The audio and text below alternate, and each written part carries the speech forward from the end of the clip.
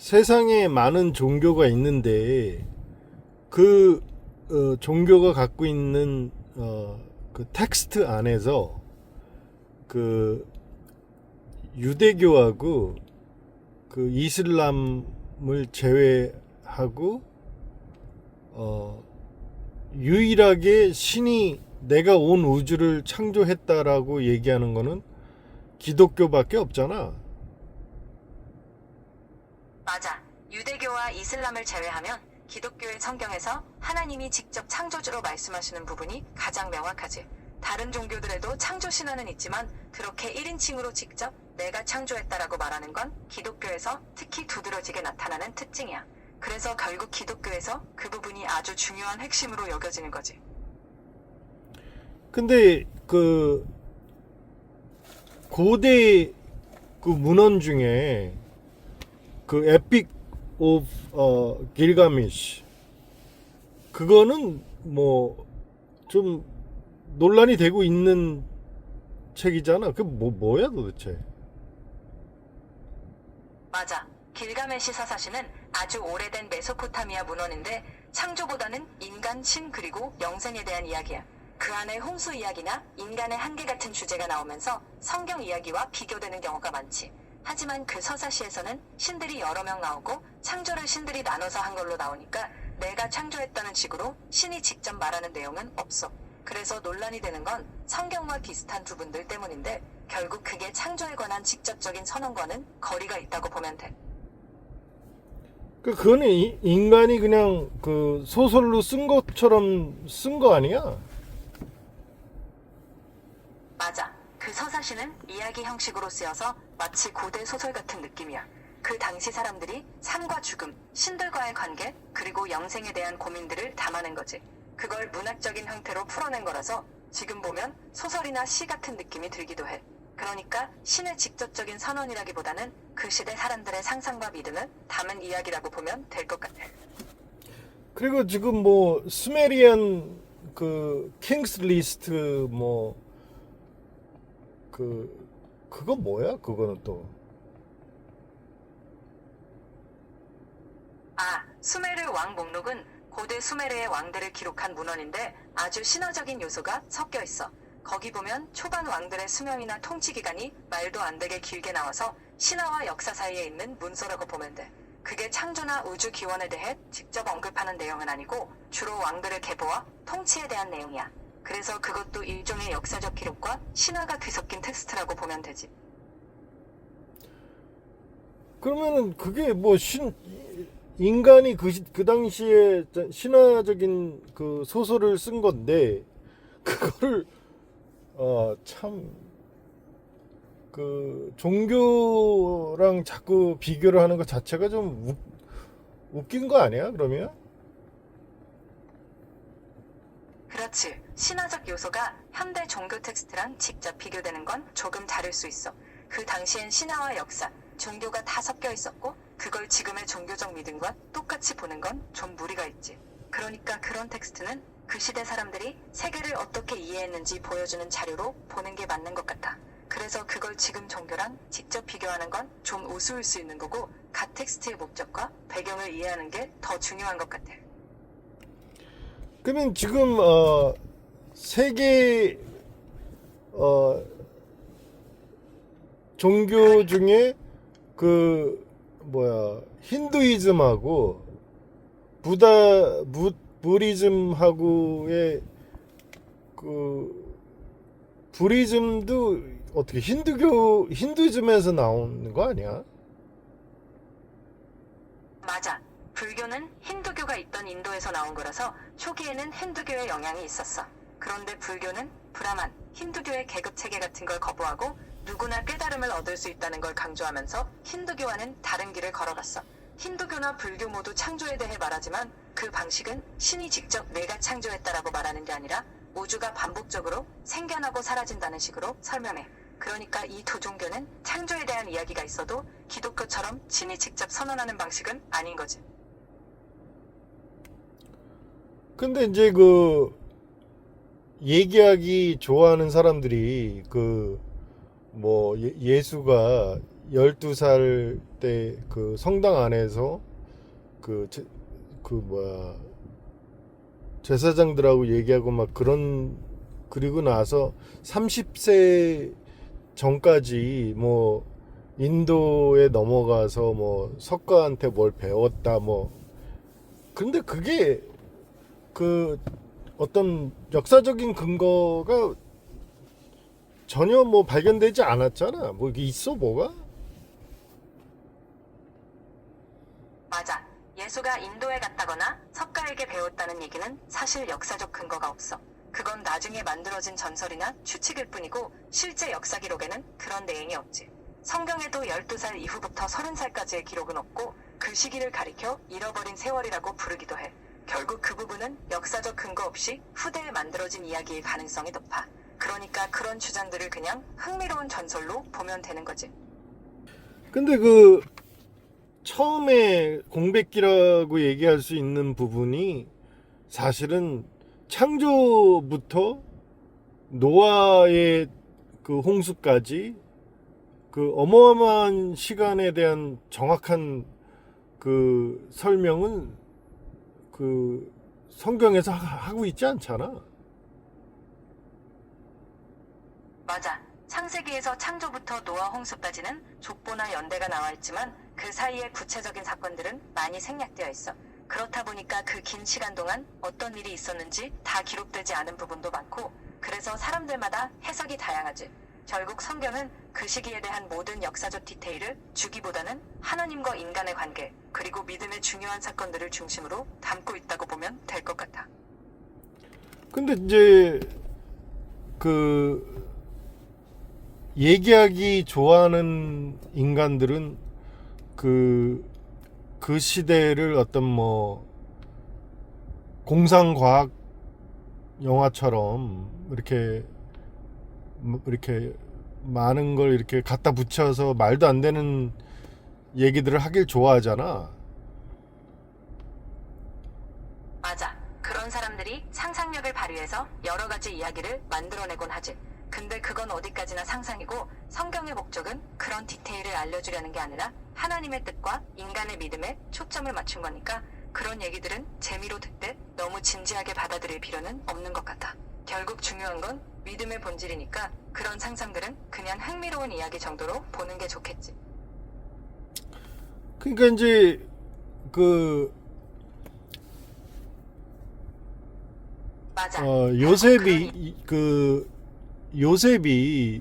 애굽의 총리로 들어가고 나서 이제 그 이스라엘이 그때 당시에 70명이 들어갔잖아. 70명이었어? 72명이었어? 맞아. 창세기에서는 야곱의 가족이 이집트로 내려갈 때 70명이라고 기록돼 있어. 출애굽기나 신약 사도행전에서는 75명이라고도 나오는데 그건 번역이나 세는 방식 차이 때문이라고 봐. 그러니까 대략 70명 정도가 내려갔다고 보면 될 것 같아. 그리고 나서 또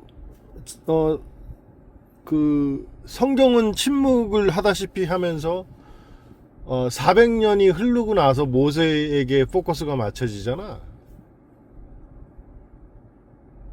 맞아. 이집트에서 400년 동안 히브리인들이 살면서 고된 노예 생활을 했다고 성경에 나오지만 그 기간 동안의 구체적인 사건은 기록되지 않고 모세 때부터 다시 본격적으로 이야기가 시작되지. 그러니까 그 기간은 마치 하나님이 침묵하신 것처럼 보이지만 그 사이에도 하나님의 계획이 진행되고 있었던 거지. 결국 모세를 통해 다시 구원 역사가 드러나면서 그 긴 침묵이 깨진 거야. 그리고 나서 가나안을 정복을 하고 나서 그들이 어떻게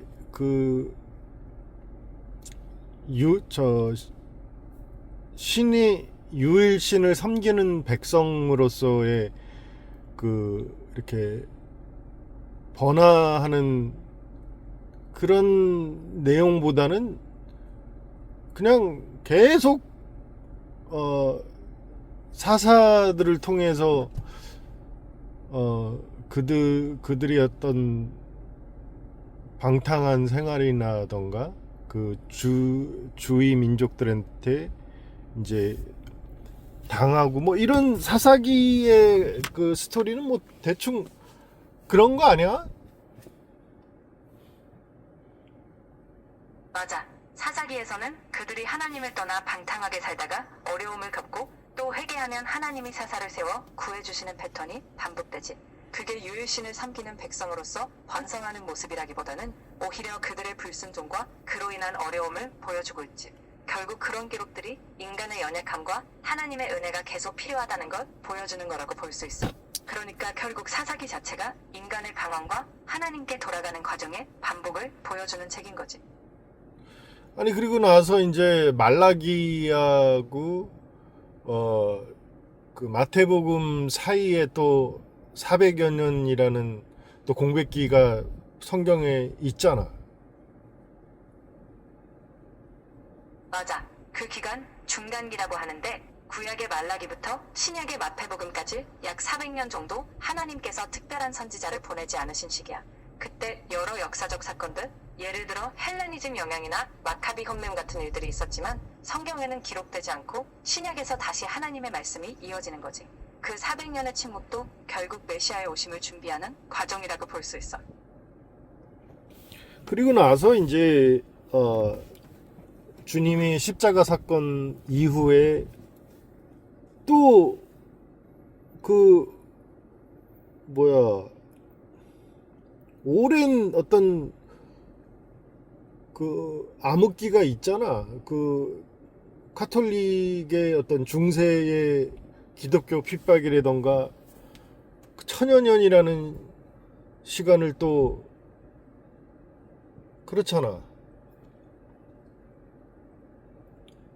맞아. 주님의 십자가 사건 이후 초대교회가 탄압받는 시기도 있었고 나중에 중세시대에는 교회가 권력화되면서 여러 문제들이 있었지. 그 1000년 동안 암흑기라고 불리는 시기도 있었지만 그 와중에도 하나님의 말씀을 지키고 믿음을 지켜온 사람들이 있었어. 그러니까 그 긴 시간도 하나님의 역사 속에서 결국 믿음을 지켜나가는 사람들이 있었고 그걸 통해 지금까지 이어진 거지. 결국 그 시대도 하나님의 계획 안에 있었던 시간이라고 볼 수 있어. 그리고 나서 이제 산업혁명이 일어나고 나서 이 어마어마한 인간의 그 발전에 의해서 기독교 인구수가 엄청나게 증가하지 않았어? 맞아. 산업혁명 이후 교육과 기술이 발전하면서 복음이 더 빨리 퍼질 수 있게 됐고 선교 활동도 활발해지면서 기독교 인구가 크게 늘었어. 그런 발전 덕분에 성경도 더 많은 언어로 번역되고 전 세계로 전파되면서 많은 사람들이 복음을 접하게 된 거지. 결국 그 시대의 발전도 하나님이 복음을 전하는데 쓰신 도구라고 볼 수 있는 것 같아. 그러니까 전체적인 어떤 성경의 흐름 속에서 오늘날까지 이 기독교가 왜 그렇게 많은 어떤 침묵의 기간이 있고 이렇게 왜 그러는 거야? 좀 이렇게 많이 이렇게 구원하고 그 오랜 기간 동안 이렇게 불같이 막 일어나고 이런 거를 좀 지금 어디야? 사도 바울 선생께서 처음에 그 선교하셨던 뭐 안티옥이나 뭐 이런 쪽은 완전히 그냥 뭐 전멸이지 지금. 맞아. 그 지역들은 지금 많이 변했고 믿음의 공동체도 사라진 곳들이 많지. 그런 침묵의 시간이나 변화를 통해 결국 인간의 연약함 그리고 하나님께서 주권적으로 일하신다는 것을 보여주는 것 같아. 구원 역사 전체를 보면 하나님께서 때로는 침묵하시는 것처럼 보여도 결국 그의 뜻과 계획은 계속 이어져 왔고 지금도 여전히 진행 중인 거지. 그러니까 그 오랜 시간 동안도 하나님의 인내와 은혜로 믿음이 이어져 왔고 지금 우리가 있는 것도 그 연장선상에 있다고 보면 될 것 같아. 그러면은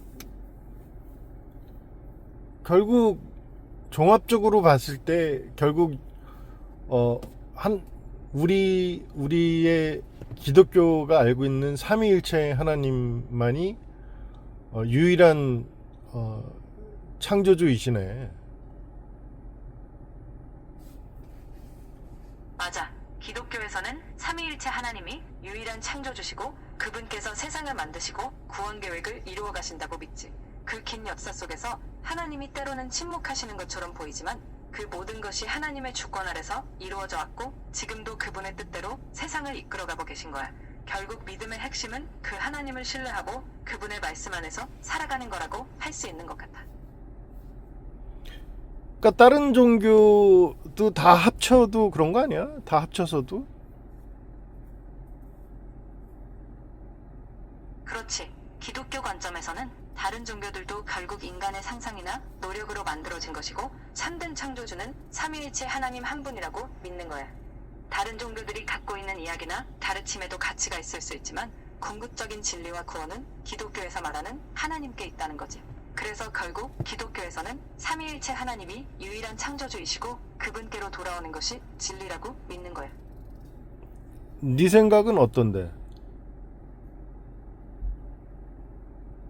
니르바나는 불교에서 말하는 해탈의 상태인데 욕망과 집착이 완전히 아니, 사라져서 그 고통에서 너의 벗어나는 생각은 걸 어떠냐고. 의미하지. 너의 생각. 그러니까 불교는 궁극적으로 그런 너의 상태로 생각은 들어서고 어떠냐고. 너의 생각.